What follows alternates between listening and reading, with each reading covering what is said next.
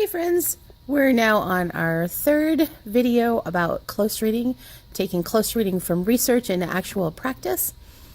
And this is day 2 of the week. And day 2 is where we focus on a synthesizing summary. So right now we're looking at a text taken from Wildfires by Seymour Simon. This is a book that I've actually divided up into close reading sections. So at the end of 3 weeks, students have almost read the whole book. And actually, this is one we've already done. So you can see what an annotated version looks like. This is mine that I'm using to model with. And this actually shows what we're doing on day 1 and day 2. So the pen, the blue pen, is what we did on day 1, which was we made a prediction and we asked all sorts of questions. For this particular passage, the first paragraph was an I do, these 2 paragraphs were a we do, and these 2 paragraphs they did in partners. So that's why there's no questions on this part of the text, because I wasn't modeling that anymore. So on our second day, we're really focused on writing a summary of the text. And for the purposes of this lesson, the preparation that you need to do is you need to be deciding how you want to divide your text up in order for the students to write this summary paragraph. Now, this particular text is pretty easy.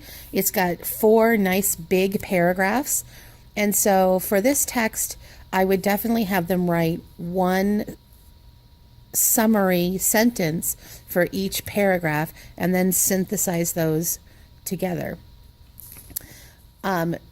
So ahead of time, you want to be deciding how many paragraphs you want students to chunk together to write a summary sentence of. Usually with nonfiction, it's not as hard because the paragraphs are more dense, but sometimes you'll find if you're doing a narrative, for example, a paragraph might actually just be a line of dialogue.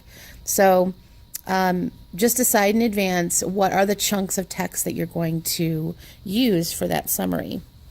And what I do is I have them go back in a different color. That's why you see the purple here in this example that's already done. And we look for words that are repeated. Now we look for important words that are repeated, not a and the, obviously. So in this first paragraph, lodgepole was repeated 4 times and the word old. So when we're trying to come up with a sentence that really summarizes this paragraph, we need to have those in our sentence. And this was the sentence we came up with. The lodgepole pine trees in Yellowstone were old.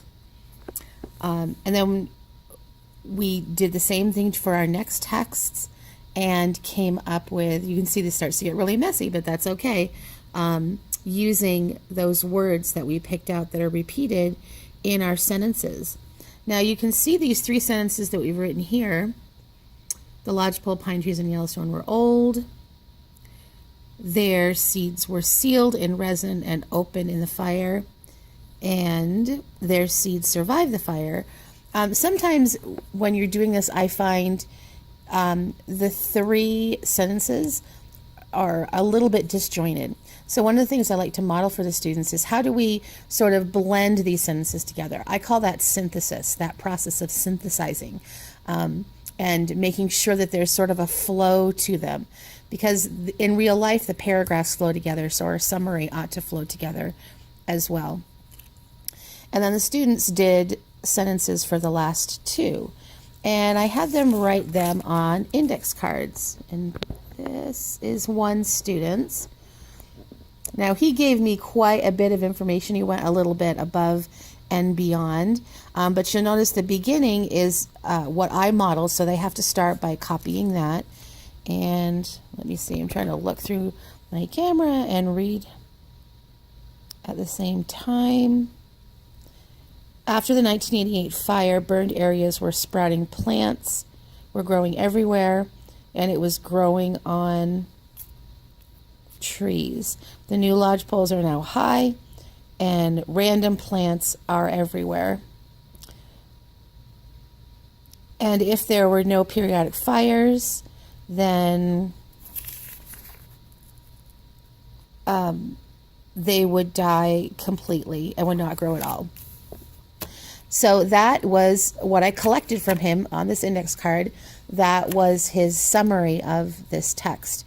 You notice that I evaluate his summary just very quickly. And I'm basically just looking at this bottom part. Is there a flow to it? Did he capture the main idea? And so that will bring us to our next day, which is our next video. So thanks for tuning in today. I will have links in the description for the videos that come before this and the videos that come after this. Thanks for tuning in.